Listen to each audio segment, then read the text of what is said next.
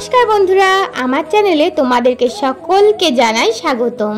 আশা করছি তোমরা সকলে খুব ভালো আছো আর আমিও খুব ভালো আছি। আমি যখন বিয়ে করে এই বাড়িতে প্রথম আসি তখন আমার এক দিদি আমাকে এই গোপাল সোনাকে আমার কোলে তুলে দিয়েছিল। তারপর থেকে প্রত্যেক দিন আমরা গোপাল সোনাদেরকে নিজের সন্তান স্নেহেই সেবা করে যাচ্ছি। আর আজ তো তার জন্মদিন, সেটাকে আলাদাভাবে আমরা উদযাপন করব না, সেটা কি করে হয়। যাই হোক, আজকে এই শুভ দিনটা আমরা কিভাবে কাটালাম সেটাই তোমাদের সাথে এই ভিডিওতে শেয়ার করব। আর আগের দিন তো গোপাল সোনাদের অভিষেক তোমাদের সাথে শেয়ার করেছি।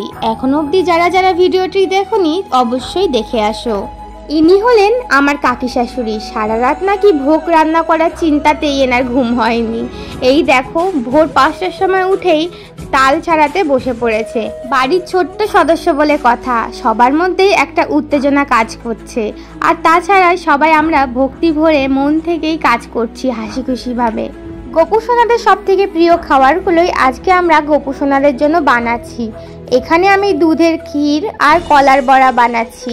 এগুলো ছাড়াও তালের ক্ষীর, তালের বড়া, নাড়ু, আলপোয়া, ফল, মিষ্টি, ননি, মাখন এগুলো তো আছেই। সব কিছু বানিয়ে সুন্দরভাবে গোপালের কাছে নিবেদন করতে করতেই সারাটা দিন কেটে গেল। তারপর সন্ধ্যে 6টার সময় ঠাকুর মশাই চলে এসেছে।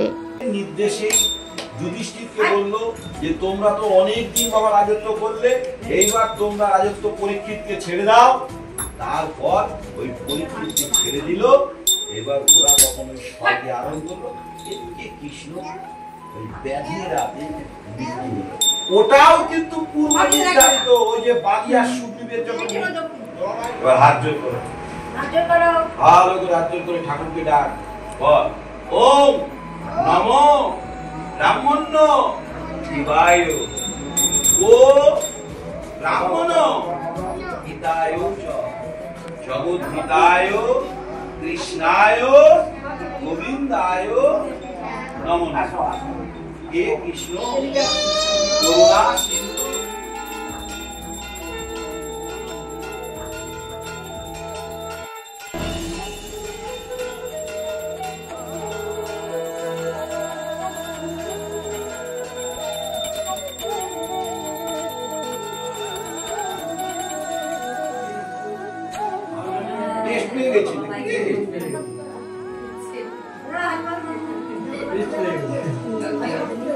তোমাদের একটু ছোঁয়া দিয়ে দাও মুখে, জিভে একটু ছোঁয়া দিয়ে দাও, খাইবে না।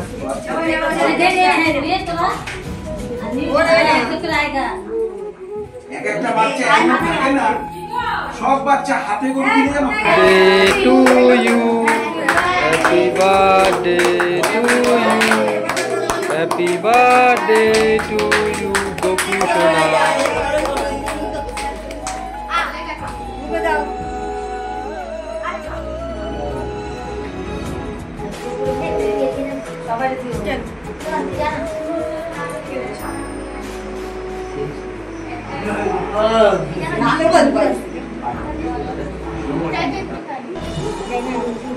খাবে না, থাকছে না।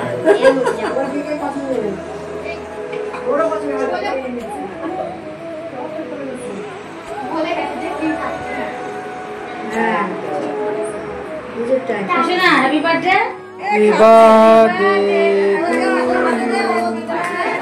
Happy birthday.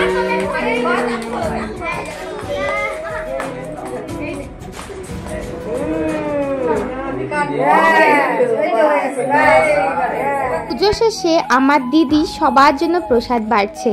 প্রত্যেক বছরেই এই কাজটা আমার ভাগ্নি করে থাকে।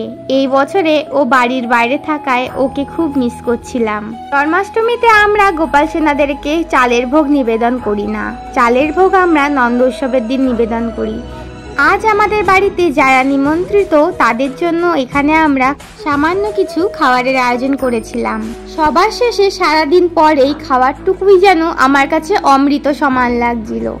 গোপু সোনার আশীর্বাদে এই দিনটি আমাদের খুবই ভালো কেটেছে। বা তোমরা কমেন্টে বলে দাও তোমাদের গোপু সোনার জন্মদিনটি দেখে কেমন লাগলো।